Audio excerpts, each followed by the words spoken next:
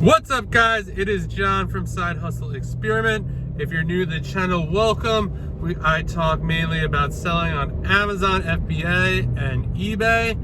I sell mainly used books and media. Today, I'm going to talk to you about Amazon restock limits. I know I keep saying I'm not going to talk about it anymore, but it's super important and it's just something that has to be talked about. So today, the day got off to a really rough start. It was a real Monday. I got to the warehouse. I realized I forgot my keys for the warehouse. So I had to drive back home, go get those. And then I got back to the warehouse and I went to Amazon and found out that I was over how many books I could send to Amazon. My limit dropped 1,299. So I think I'm down to just under 4,000. I think it's like 4,990 maybe. It is insane. The highest my limit was, I think, was 7,900. I think was the highest the limit was. So now it's down almost 4,000. It is insane. So what does that mean? I don't know. To be honest, I thought that in the last video I did that it might have something to do with Prime Day. Prime Day is today. I think there's another day tomorrow. So obviously it doesn't really have anything to do with that because people are buying stuff and I should be cleaning out the warehouses. So I really don't know what that means, but what does it mean for you? Again, some things you could do. You can clean out inventory. So today I went through and removed, I think 500 items I disposed of to Amazon and 250 I had returned to me, which I'll list merchant fulfilled. Yeah, I mean, luckily I was repricing and going through inventory the other day. So I already had a list ready to go. So yeah, I don't know if this is going to be the new norm. I don't know how much lower they're going to take it. Hopefully not much lower. Even with all those removals, I think I still can't send inventory. I think I still need to remove like 60 things. I do have another list, but I just repriced that stuff. So I kind of want to see if it sells. But what are you going to do? Some things you can do, reprice aggressively. It's hard because you don't want to like tank the prices. But if you need to clear up space, I mean, that's really all you could do unless you remove it. I mean, I guess you could remove it. I never really thought about this until starting this video. Remove it, and if you can, see if you can merchant fulfill it, or remove it and see maybe if, you know, and save it. And if your limits go up, then send it back in at a later time. But, or, which I am like, I know like I kind of went on like, oh, I'm gonna do eBay more for rare books. And like was fine with my Amazon restock limit. I actually didn't really see it going much lower than it already was. But now it's like, wow, like this is way too low to be doing what I'm doing. So yeah, it's time to, yeah, I'm still gonna do rare books on eBay.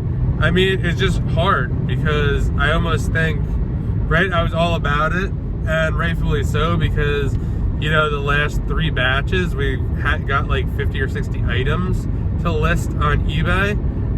This batch, we only had 11. So it was kind of a double whammy today. You know, forgot my keys, figured out that like we only had 11 things to list on eBay, or that were worth listing on eBay, and then the Amazon restock limits. So the only way to, I feel like, really control the inventory or like how much you can buy is literally online arbitrage. So yeah, I think it's time to explore that, or even possibly wholesale. I know that's a whole different beast, but the idea of having like it's a lot of upfront work, but the idea of having like a replenishable product or something I could order over and over again is super appealing. You put in a lot of upfront work, but then, you know, at the end of the day, you have something that you can almost control. So yeah, that's kind of what I'm looking at. Either OA, I mean, OA I know is a good way to get started for wholesale. I'm also looking at, you know, doing some lead lists possibly, just to get the ball rolling. At least, you know, see if I could find some trends or things that sell or don't sell, and just kind of get, you know, a ballpark on that, and yeah, go from there. I mean, yeah, it was a disappointing day, but I mean, you can't panic if you own your own business. You just gotta, yeah, take an hour or two to kind of be like, I don't know what to do, or, you know, maybe, oh man, like this or that. But like, whatever, it is what it is. You have to decide what is best for you. I did talk to another book supplier today, a potential book supplier, to try to get, you know, test out another source, right? You never know, especially they could have a lot of good stuff for eBay. The guy seemed really nice. It seems like they have get a lot of raw donations, which is what I want. And they're not a thrift store, so that's an even bigger bonus. So yeah, that was kind of the day. We went through all the stuff we put aside for eBay, and basically sorted out kids books for the kid book buyer. I listed stuff on eBay, did all the Amazon removals. Flips for Miles came and visited the warehouse. We shot a couple of videos, so be on the lookout for that on his channel. I'll link to that below. But yeah, one of those days that, you know, you don't see a lot on Instagram or social media because it was kind of a shitty day. But it is what it is. I feel actually somewhat good about it.